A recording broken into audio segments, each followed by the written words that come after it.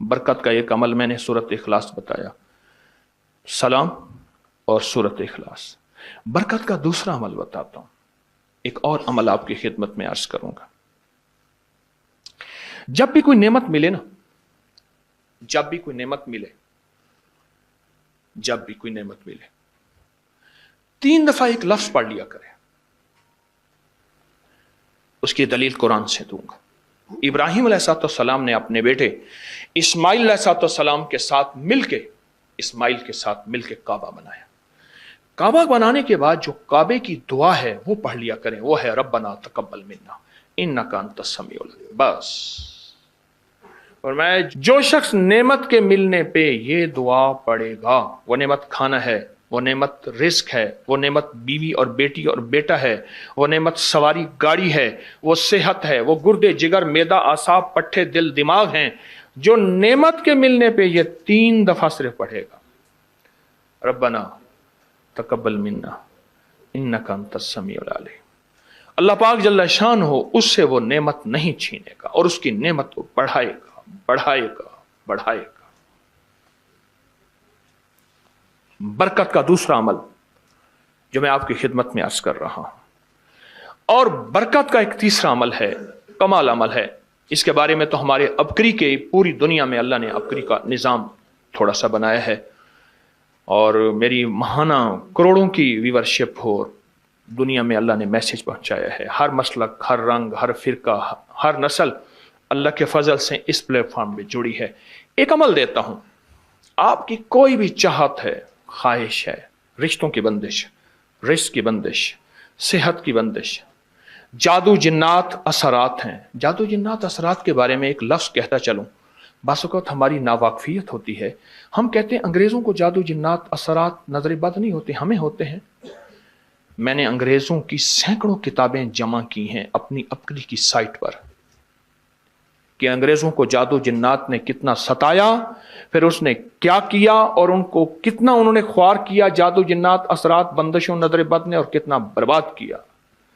मैंने अबकरी की साइट पर, आप जाके अबकरी की वेबसाइट पे जाएं और जादुई लाइब्रेरी लिखें, सिर्फ सैकड़ों किताबें मिलेंगी आपको कि अंग्रेज जादू जिन्नात नजर बद को हमसे ज्यादा कहीं मानता है।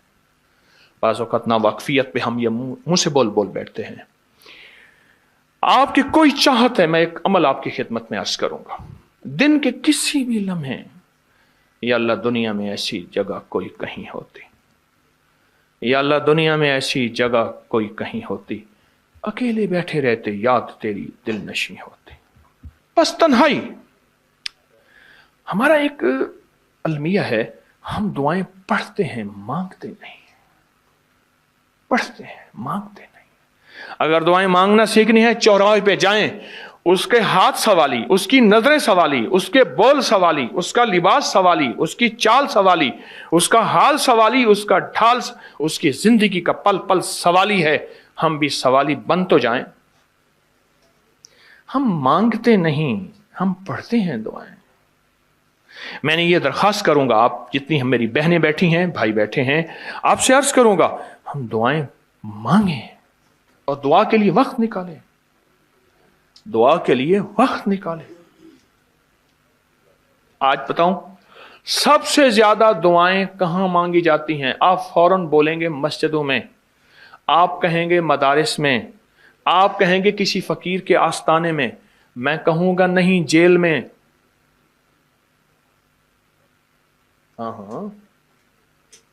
तहज्जुदें, तस्बीहात, मेरा कई दफा जेल में जाना हुआ, वहां मेरे लेक्चर हुए। तहज्जुदें, तस्बीहात, जिक्र, तिलावत, आमाल, रोना, सिसकियां, गिड़गिड़ाना, सबसे ज्यादा जेल में, फिर कचहरियों में और फिर अस्पतालों में। यह सच है। कोई भी ऐसी आपके दिल में चाहत हो, अल्लाह पाक से मनवाना चाहते हैं, देखें, सारा जहान चाह ले, अल्लाह ना चाहे कभी नहीं होगा। सारा जहान चाह ले, सारा जहान, अगर अल्लाह से मनवाना चाहते हैं ना, 2 नफिल हाजत के पढ़े, जिसकी पहली रकत में आयतल कुर्सी 11 बार, दूसरी रकत में कुल हुवल्लाह 11 बार, कोई मुश्किल नहीं।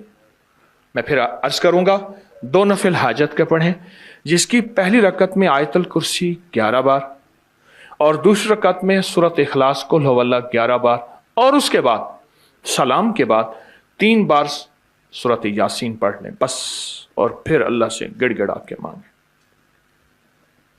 ابکری کے ہیں، آپ ابکری کے صفحات اٹھا کے دیکھیں، نیٹ کی دنیا میں لوگوں نے اس کا نام کریڈٹ کارڈ رکھا ہوا ہے، کسی نے فوری مدد رکھا ہوا ہے، کسی نے غیبی مدد رکھا ہوا ہے، کسی نے ایمرجنسی پکار رکھا ہوا ہے، کسی نے اس عمل کا جو میں نے آپ کی خدمت میں عرض کیا ہے۔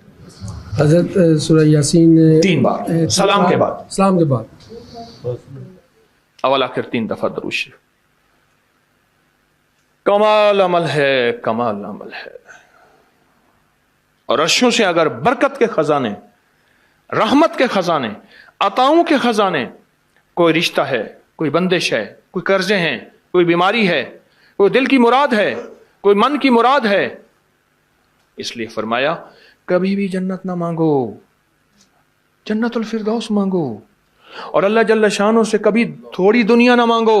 پھر دنیا حسنتم سپرلیٹو ہے، اور فی الآخرت حسنتم، مولا دنیا عطا فرما، پھر وہ جتنی عطا کر دے اس کی شہنشاہ کی تقسیم ہے، پر مانگ تو لاجواب مانگ۔ میرے والد صاحب رحمۃ اللہ علیہ کے ایک ملازم نے چوری کر لی باغ کی، مجھے یاد ہے چھوٹا سا تھا، کہنے لگے چھوٹی سی مرغی کی چوری کی ہے، لے دی چوری، لے لا بکری کا بچہ۔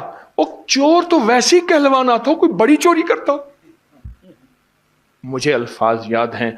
میری آپ سے درخواست یہ ہے، میرا اللہ کہتا ہے مجھ سے مانگ اور میری شان کے مطابق مانگ، پھر دنیا حسنتم اور فی الآخرت حسنتم۔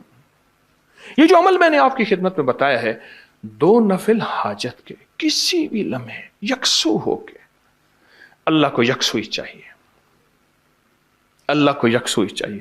اللہ بھی کہتا ہے ادھر ادھر نہ دیکھ۔ اور اگر آپ کسی تقریب میں جائیں، کسی شادی میں، کہیں تقریب میں، بیگم ساتھ ہو، ادھر ادھر نہ دیکھیے گا۔ آپ اس کو کیوں دیکھ رہے تھے بولیں؟ خیال کیجئے گا، پھڑے جاؤ گے۔ تقریب میں جا کے بھی اللہ پاک، بیگم بھی کہتی ہے، بیگم شرک کو پسند نہیں کرتی، بیوی واحد ہے جو بہت توحید پسند ہوتی ہے، وہ اپنے غیر کو پسند نہیں کرتی۔ میاں صاحب، بیوی کے اندر واحد ہے جو شرک سے پاک ہوتی ہے بیوی،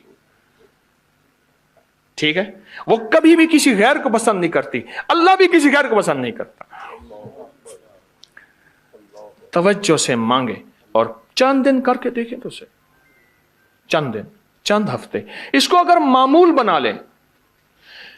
ایک اور چیز عرض کروں گا، جس کے پاس مال ہوتا ہے وہ اکثر کم مانگتا ہے، اور اس کی اولاد کے المیے میرے پاس واقعات کے اعتبار سے زیادہ ہے۔ میں یہ بات پھر دہراؤں گا، جس کے پاس مال وسائل زیادہ ہوتے ہیں وہ اکثر کم مانگتا ہے۔ غریب تو کہتے ہیں اللہ بچہ بڑا ہو رہا ہے، اللہ بچی بڑی ہو رہی ہے، اللہ میں کہاں سے لاؤں گا؟ اسے مانگنا نہیں آتا غریب کو۔ غریب کے پاس اسم اعظم نہیں ہوتا، غریب کے پاس پنج سورہ نہیں ہوتا، غریب کے پاس مسنون دعائیں یاد بھی نہیں ہوتی۔ بہت کام ہوں گے، یقیناً یاد بھی ہوتی ہیں، لیکن ان کی دل کی آواز، وہ ہندی ہے یا سندھی، پنجابی ہے یا کوئی بھی ہے، وہ دل کی آواز سے اللہ کے دروازے کو کھٹکھٹاتے ہیں۔ اور جو مالدار ہوتا ہے اس کی نظر میں ہوتا ہے کہ یہ اس کا ہے، یہ اس کا ہے، یہ اس کا ہے، یہی نقصان ہوتا ہے۔ اپنی نسلوں کے لیے اس دعا کے ذریعے، اس نفل کے ذریعے 3 چیزیں ضرور مانگیے گا، ایک بخت، ایک مقدر اور ایک نصیب۔ فقر ایسا، غربت ایسی آئے کہ میرے ذہن میں ہر وقت لوگوں کی جیبوں پہ نظر ہو، ہر وقت لوگوں کی جیبوں پہ نظر ہو۔ یہ 2 وقت میں ہوتا ہے، ذہن نشین رکھیے گا۔ اس فقیر کا تجربہ ہے، ایک جب طمع بڑھ جاتا ہے، لالچ بڑھ جاتی ہے، اس وقت لوگوں کی جیبوں پہ نظر ہوتی ہے۔ جب فقر بڑھ جاتا ہے، غربت اور تنگ دستی اور فقیری بڑھ جاتی ہے، پھر لوگوں کی جیبوں پہ نظر اس کی ہوتی ہے اور اللہ کے خزانوں پہ نظر نہیں ہوتی یا کم ہوتی۔ اور حدیث میں آیا کہ کوئی مصیبت زدہ اس کو نہیں پڑتا جس کی مصیبت دور نہیں ہوتی۔ عرش کے نور میں اتنا ڈوبا ہوا تھا، خود چھپا ہوا تھا۔ لا علاج بیماریاں ہوں، دکھ ہوں، غم ہوں، قرضے ہوں، مصیبتیں ہوں، ناکامیاں ہوں اور پریشانیاں ہوں، اور ایسے حالات کہ جو انسان کہے کہ بس سب تو موت ہی ہے، اس کے علاوہ کوئی راستہ نہیں۔ کوئی ایسی پریشانی ہو، اللہ کا نظام ہے کہ اس پہ وہ ملتا ہے جو انسان گمان نہیں کر سکتا، سوچ نہیں سکتا۔ یہ فیصل آباد کے ساتھ ماموں کانجن میں ایک درویش ہوتے تھے صوفی عبداللہ صاحب رحمۃ اللہ علیہ، بڑے اللہ والے تھے، درویش تھے، اللہ سے مانگتے تھے، اللہ دے دیتا تھا۔ تو مجھے ان کے ایک شاگرد نے بتایا، اردو بازار لاہور میں ہوتے تھے، کہنے لگے کہ میں ایک دفعہ گیا تو مجھ سے فرمانے لگے کہ میرے سارے کے سارے طالب علم استاد جمع ہو کے آ گئے کہ ہمارے جو ہے وہ ہمارے راشن نہیں، کھانا پینا کچھ نہیں، تنخواہیں نہیں ملی، سب چیز ختم ہو چکی ہے، تو اب ہمیں اجازت دے دیں، آپ کے پاس تو ہے نہیں۔ اچھا فرمایا مجھے چند دن دے دو، جتنے اور دن صبر کر لیا، چند دن مجھے دے دو۔ تو فرمایا پھر بیٹھ گئے مصلی، اور جو سورۃ فاتحہ پڑھی نا جب آتے تھے نا، ایاک نعبد و ایاک نستعین، اس کو جو وجدانی کیفیت کے ساتھ دل کی گہرائیوں اندر کے درد کے ساتھ پکارتے تھے، اتنا درد، اتنا غم، اتنا درد، اتنا غم جو پکارتے تھے کہ ایسے محسوس ہوتا تھا کہ زمین ساری کی ساری ہل رہی اور ہر طرف ایک نظام چل رہا ہے۔ اور جب پھر اس صورت کو پورا کرتے تھے، پھر سورۃ فاتحہ پڑھتے تھے، اور جب پہنچتے تھے ایاک نعبد و ایاک نستعین، پھر ایسے ہی جو ہے اس کو دہراتے تھے۔ پر بات یہ ہے وہ دعا پڑھتے نہیں تھے، مانگتے تھے۔ ایک ہے دعاؤں کا پڑھنا، ایک ہے دعاؤں کا مانگنا۔ وہ دعا پڑھتے نہیں تھے، مانگتے تھے، اور اللہ مانگنے والے کو دیتا بھی ہے، اللہ مانگنے والے کو عطا بھی کرتا ہے، اور اللہ کی رحمت مانگنے والے کے ساتھ سدا رہتی ہے، ہمیشہ رہتی۔ وہ دعا پڑھتے نہیں تھے، مانگتے تھے۔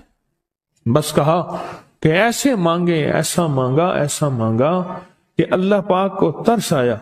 چند ہی دنوں میں فرمایا اللہ نے دکھایا کہ یہ دیگ ہے سونے کی بھری ہوئی ہے، اور میں نے آپ کے حوالے کر دی، اور تھوڑا سی ایسی جگہ ہٹائی تو وہ دیگ نکل آئی۔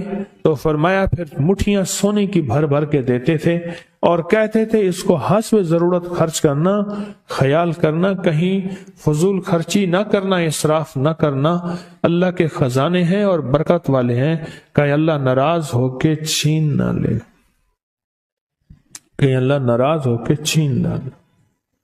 کہ میں چاہتا ہوں میری 7 نسلوں میں رزق ختم نہ ہو، جو مہنگائی اور حالات اور پریشانیاں میں دیکھ رہا ہوں۔ کوئی ہے عمل؟ میں کہا بالکل ہے۔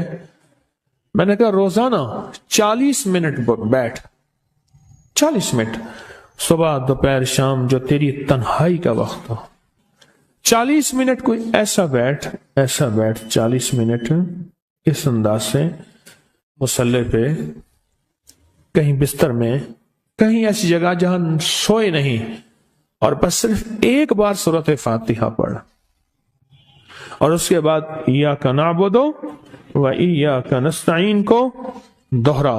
جاگ رہے ہیں؟ دیکھتے رہیں، مجھے دیکھتے رہیں، میں آپ کو دیکھتا رہوں۔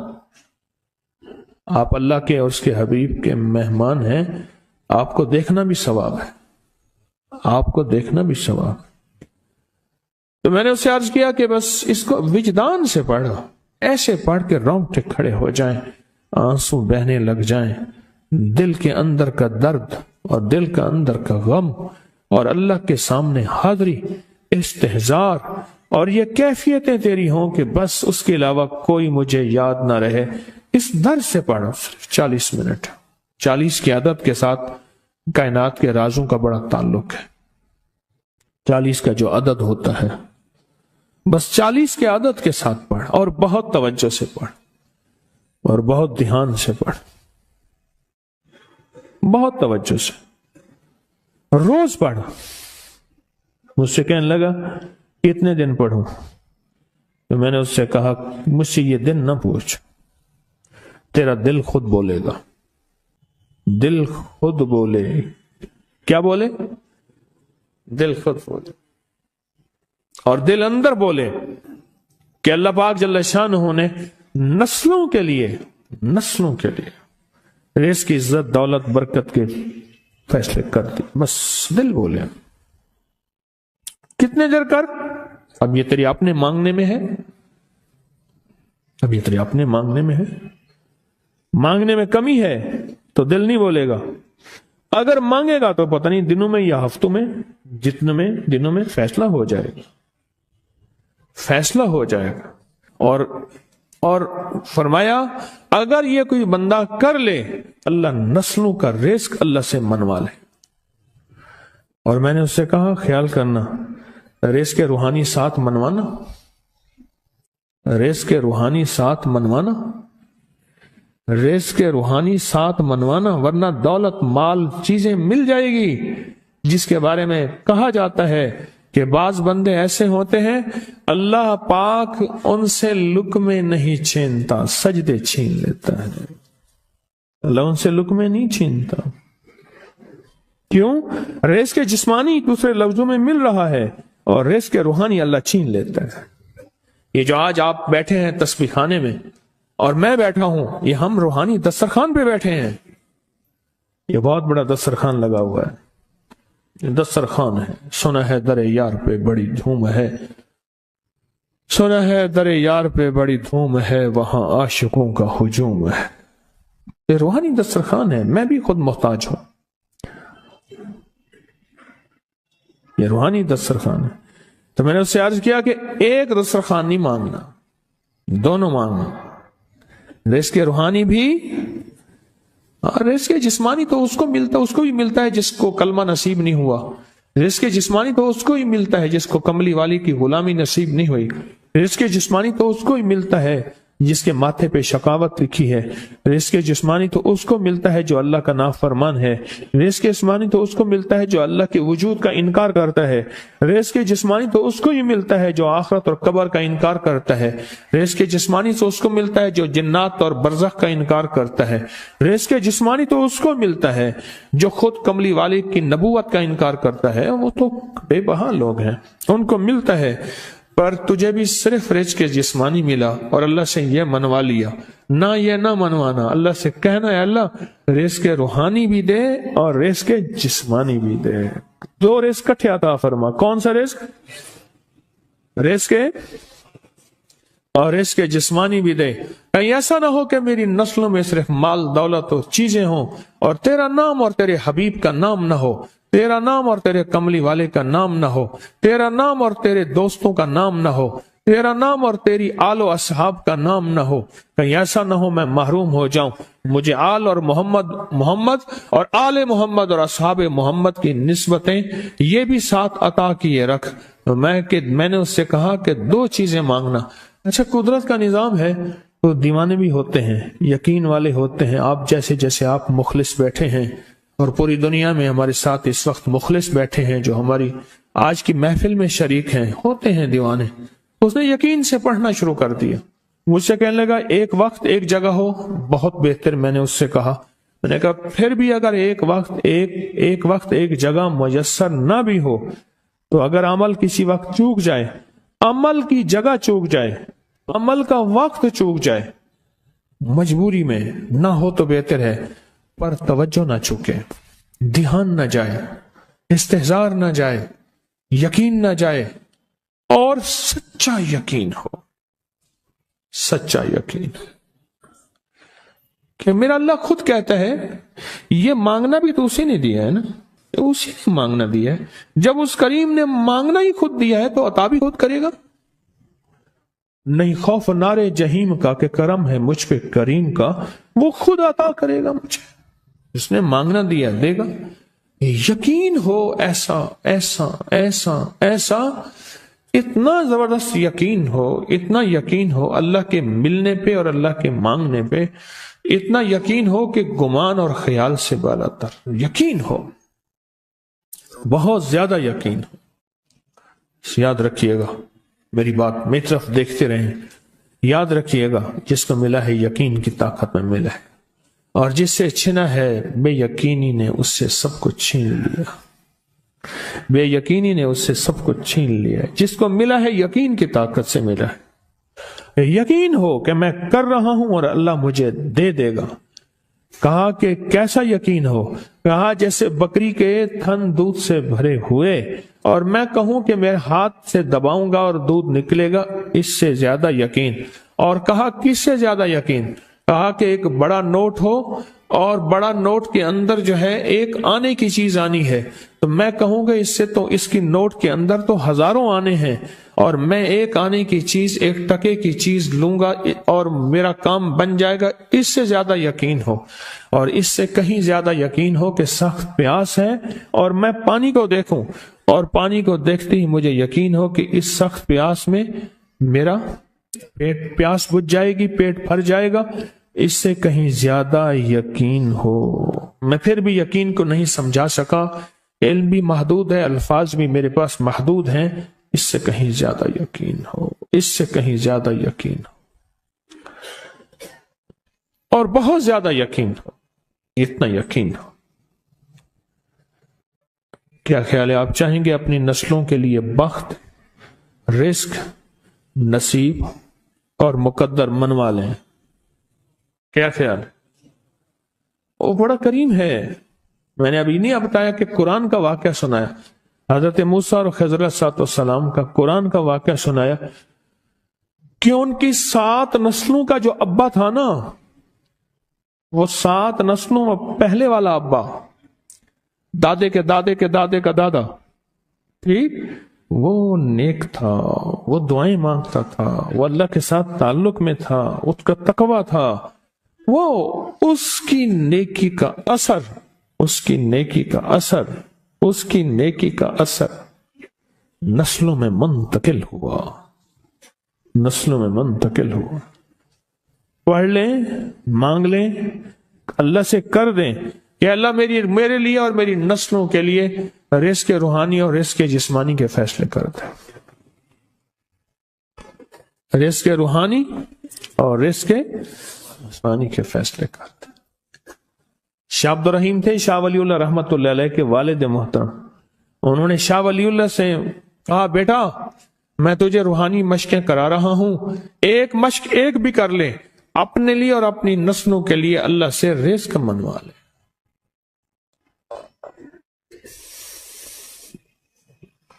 اللہ سے رزق منوا لے، اللہ سے رزق منوا لے۔ تو پوچھا کہ حضرت میں رزق کیسے منواؤں؟ اور میں کہ کچھ وقت ایسا نکالا کر، ایسا وقت نکالا کر 2 گھڑی اور 3 گھڑی کا، ایک ساتھ 2 گھڑی اور 3 گھڑی، ایک ساتھ تقریباً 21 منٹ کی ہوتی ہے، تقریباً 21 منٹ کی، 2 ساتیں مل جائیں تو 40 منٹ بنتے ہیں، تو ایک ساتھ 2 ساتھ 3 ساتھ کی گھڑی میں کہ بیٹھ کے نا سورت فاتحہ اور اس میں ایاک نعبد و ایاک نستعین کا تکرار اور استحضار کیا کر، اور ایسا کیا کر تیری آنسوں بہیں، تیرا دل روئے، تیری آنکھیں روئیں، تیرا تیرے رونگٹے کھڑے ہوں اور رواں رواں، اور اس کے اندر سے تیرا پل پل، تیرا من، تیرا جذبہ، تیری سوچیں بولیں، کیا بولے؟ ایاک نعبد و ایاک نستعین۔ تو ایک میلہ تھا اللہ کے نیک بندوں کا، تو اس میں 70 اولیاء جمع ہوئے، 70 اولیاء جمع ہوئے۔ ہر اللہ کے ولی نے کہا کہ آپ کوئی ایسا وظیفہ بتائیں، ایسی تسبیح بتائیں، ایسا ذکر بتائیں جو اللہ کے عرش کو ہلائے اور جو اللہ کی ذات کو متوجہ کر دے، جو اللہ کے تعلق کو نصیب کر دے، کوئی ایسا ذکر، کوئی ایسی تسبیح بتائیں۔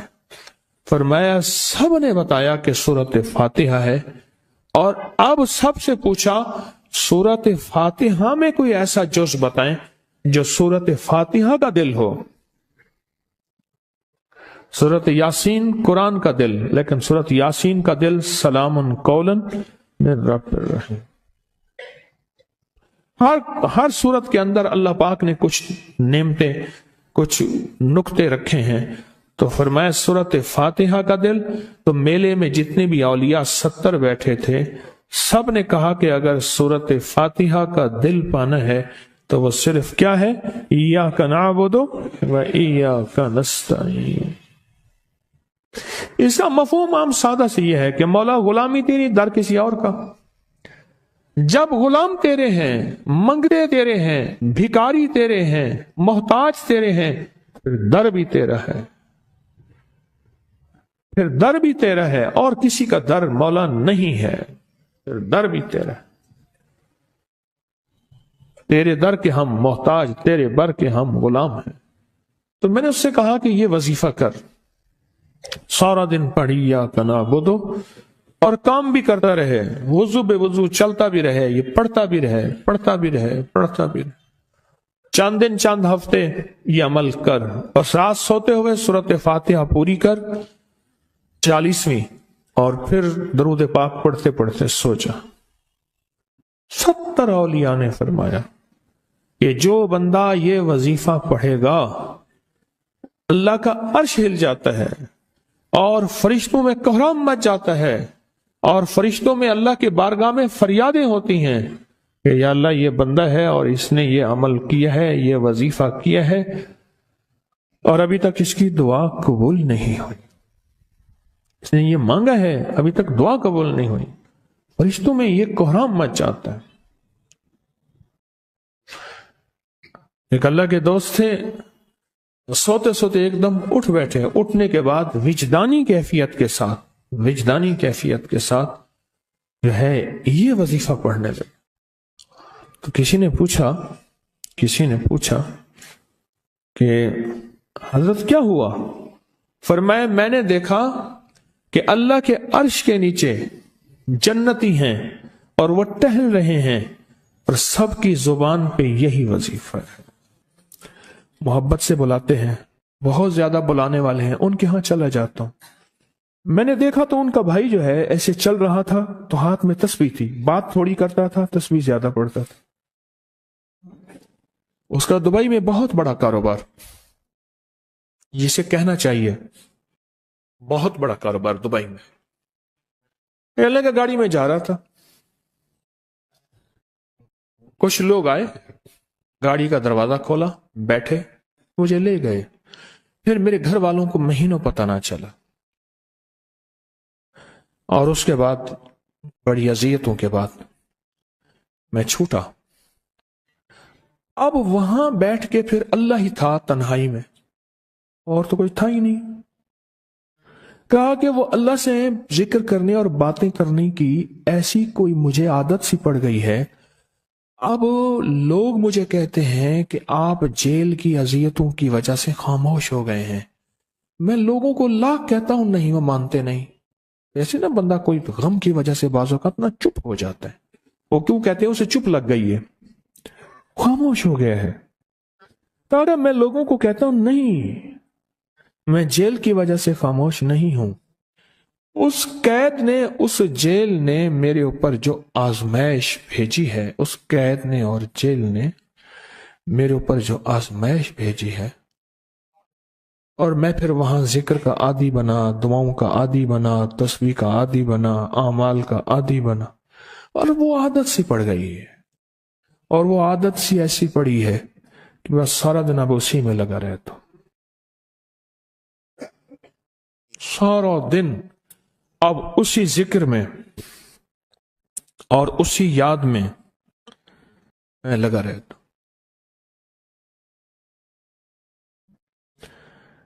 کہیں ایسا نہ ہو ہم بھی اگر ذکر سے غافل ہوئے، تسبیح سے غافل ہوئے، کوئی خدا نہ خاصا ایسی آزمائش آ جائے، اور پھر ہم ذکر اور تسبیح اور اعمال کے عادی بن جائیں، اللہ سے عافیت مانگے۔ اور اگر ہماری زبانوں پہ تسبیح ذکر آ گیا ہے عافیت کے دنوں میں، تو سمجھ لیں یہ اس کی عطا ہے، یہ اس کی نعمت ہے، یہ اس کی کریمی ہے، یہ اس کا فضل ہے، اس نے بہت بڑی آزمائش سے پہلے ہمارے اوپر اتنا کرم کر دیا، اس کا بہت بڑا کرم ہے۔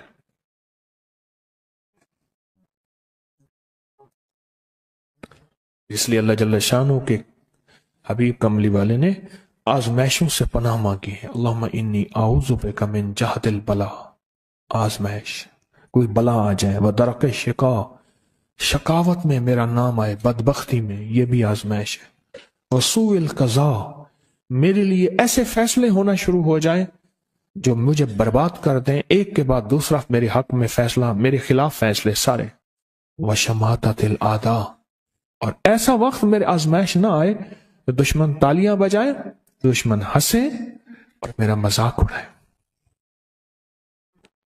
اس لیے میرے آقا نے، میرے حضور نے آزمائشوں سے پناہ مانگی ہے، عافیت مانگی ہے۔ اللہم انی اعوذ بک من زوال نعمتک، اللہ نعمت دی پھر اس کا زوال آ گیا، وتحول عافیت، عافیت دی تو تو نے چھین لی، اللہم انی اعوذ بک من زوال نعمتک وتحول عافیتک وفجاءت نقمتک وجمیع سخطک، اے اللہ کو میرے اوپر ایسے حملے ہوں اور سختیاں میرے اوپر شروع ہوں، مولا میں اس سے پناہ مانگتا ہوں۔ میں مانگتا کیا ہوں؟ ربنا آتنا فی الدنیا حسنت، اسے دنیا کا بہترین پیکج مانگتا ہوں، اور فی الآخرت حسنت، تو اسے آخرت کا بہترین پیکج، شاندار، لاجواب، بہترین۔ ہاں، آزمائشیں، مصیبتیں، تکلیفیں، حوادث، حادثات، ناکامیاں، بیماریاں، پریشانیاں میں نہیں مانگتا مولا۔ اللہم انی اعوذ بک من الہم والحزن، ہم کہتے ہیں ٹینشن کو، انزائٹی کو، اسٹریس کو، ڈپریشن کو، اندر غم ہے باہر پتہ ہی نہیں، اس کو ہم کہتے ہیں، اور حزن کہتے ہیں جس پہ ہائے ہائے ہو۔ اے اللہ میں تجھ سے اندر کا دکھ جو مجھے دیمک کی طرح کھائے، اور باہر کا دکھ جو مجھے تڑپائے، اندر کا دکھ کھائے اور باہر کا دکھ تڑپائے، اے اللہ میں اس سے پناہ مانگتا ہوں۔ ہم والحزن، عجز والکسل، ایسا کہ میں عاجز ہو جاؤں یا میرے پر سستی غالب ہو جائے۔ کتنے لوگ ایسے ہیں ان کے اوپر سستی غالب ہے، بہت بڑی مصیبت ہے زندگی کی۔ میرے آقا کملی والے نے اس سے پناہ مانگی، اللہ کے حبیب میرے آقا نے آزمائشوں سے پناہ مانگی ہے۔ اللہم انی اعوذ بک من الفقر والکفر، اے میرا مولا مجھے کفر سے اور فقر سے بچا۔ فقر ایسا، غربت ایسی آئے کہ میرے ذہن میں ہر وقت لوگوں کی جیبوں پہ نظر ہو، ہر وقت لوگوں کی جیبوں پہ نظر ہو۔ یہ دو وقت میں ہوتا ہے، ذہن نشین رکھیے گا۔ اس فقیر کا تجربہ ہے، ایک جب طمع بڑھ جاتا ہے، لالچ بڑھ جاتی ہے، اس وقت لوگوں کی جیبوں پہ نظر ہوتی ہے۔ جب فقر بڑھ جاتا ہے، غربت اور تنگ دستی اور فقیری بڑھ جاتی ہے، پھر لوگوں کی جیبوں پہ نظر اس کی ہوتی ہے اور اللہ کے خزانوں پہ نظر نہیں ہوتی یا کم ہوتی۔ اے میرا مولا مجھے فقر سے بچا اور کفر سے بچا، کہ ایسا وقت نہ آئے میں اپنا دین بیچ بیٹھوں، اپنا ایمان بیچ بیٹھوں۔ ہمارے ایک مخلص تھے عبدالوحید سلیمانی صاحب رحمۃ اللہ علیہ، کہنے لگے انارکلی میں میرا ایک دوست تھا، تو میں اس دوست کے ساتھ زندگی گزری، پنجاب یونیورسٹی میں اکٹھے پڑھتے تھے، تو پھر پتہ چلا کہ وہ بہت مالدار ہو گیا۔ اسلام آباد کے ایک بہت بڑے سیکٹر میں گیا تو اس کا گھر دیکھا، گاڑیاں، بڑا گھر، اور یہاں اس کے پاس ایک پرانی سی پتلون ہوتی تھی اور غربت ہوتی تھی، اور انارکلی کے کسی اوپر چبارے کے کسی کمرہ لیا ہوا تھا۔ تو میں نے اس کا نام لے کے پوچھا یہ کیا؟ اس نے ایسے سینے پہ ہاتھ رکھ کے کہا بس یہی بیچا ہے، اب باقی سب ٹھیک ہے، سینے پہ ایمان بیچا ہے، سب کچھ مل گیا۔ اللہ میرے پر وہ وقت نہ لا جب میرے اوپر فقر غالب آ جائے یا کفر آ جائے۔ میرے آقا کملی والے نے آزمائشوں سے پناہ مانگی، اور آپ حضرات کتنے خوش قسمت ہیں، اس کی شان کریمی اللہ نے آزمائشوں سے بچایا، اور انشاءاللہ ان نام کی برکتوں سے، ان دعاؤں کی برکتوں سے، ان تسبیحوں کی برکتوں سے، اس اللہ کے نام لینے کی برکت سے انشاءاللہ اللہ اور آزمائشوں سے بچائے گا۔ اللہ نے بغیر آزمائشوں کے ہمیں اپنا نام دے دیا، اپنے نام کی تسبیح دے دی، اپنا ذکر دے دیا، اپنی یادیں دے دی۔ کسی جگہ منہ سے اللہ نکل جاتا ہے، کہیں رحمان نکل جاتا ہے، کہیں بسم اللہ نکل جاتا ہے۔ ابو عبداللہ مغربی فرماتے ہیں میں نے رسول اللہ صلی اللہ علیہ وسلم کو خواب میں دیکھا، عرض کیا مجھے اللہ سے ایک حاجت ہے، اس وسیلے سے دعا مانگو۔ عرض کیا مجھے اللہ سے ایک حاجت ہے کہ اس وسیلے سے دعا مانگو، کوئی عمل بتا دیں، کوئی وسیلہ بتا دیں آقا۔ میں نے حضور سے خواب میں سوال کیا تو آپ نے ارشاد فرمایا جس کو بھی اللہ سے کوئی حاجت ہو اسے چاہیے وہ سجدے کرے، یعنی 2 رکعت ادا کرے اور سجدے کی ہر رکعت میں 40 مرتبہ آیت کریمہ پڑھے، جو میں عمل میں بتایا کرتا ہوں، لا الہ الا انت سبحانک انی کنت من الظالمین۔ جب بھی کوئی مشکل ہو، الجھن ہو، پریشانی ہو، کوئی تکلیف ہو، کوئی مسئلہ ہو، تو میرے حضور نے فرمایا کہ تو ایسا کر، تو ایسا کر، تو کیا کر، تو نفل پڑھ، ہر رکعت میں سبحان ربی الاعلیٰ کے بعد 40 مرتبہ آیت کریمہ پڑھ، اور پڑھ ایسے ڈوب ڈوب کے، مانگ مانگ کے، گڑ گڑا کے، بھکاری محتاج سائل اور منگتا بن کے پڑھ۔ اور حدیث میں آیا کہ کوئی مصیبت زدہ اس کو نہیں پڑھتا جس کی مصیبت دور نہیں ہوتی۔ آیت کریمہ کو فرمایا کوئی مصیبت زدہ اگر پڑھ لے اس کی مصیبت دور ہوتی ہے۔ اور ایک اور حدیث میں ہے کہ کبھی ایسا نہیں ہوا کہ کسی مسلمان آدمی نے کسی چیز کے لیے اسے پڑھا ہو اور اس کی دعا قبول نہ ہوئی ہو، اور اس کو ترمذی اور نسائی نے روایت کیا ہے۔ میرے آقا فرماتے ہیں کہ میں جب شب معراج میں میرا ایک شخص پر گزر ہوا جو نور عرش میں چھپا ہوا تھا، عرش کے نور میں اتنا